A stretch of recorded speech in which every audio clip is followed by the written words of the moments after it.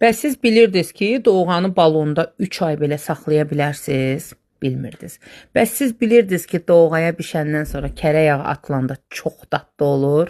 Bilmirdiniz. Ona görə də videonun sonuna qədər izləyin. Mən düyünü ayrıca bişirirəm, ona görə doğğaya su qatmıram. Düyünü ayrı bişirəndə həm həlimli olur, həm tez bişir düyü.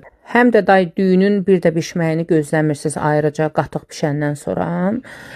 Və gördünüz ki, qatığın istiliyi var artıq. Onda bişmiş düyünü əlavə edirsiniz. Ardıca doğranmış göyərtiləri əlavə edirəm və tez-tez qarışdırın ki, çürüməsin. Çünki göyərti soyuq, qatıq isti olanda tez çürüyə bilər.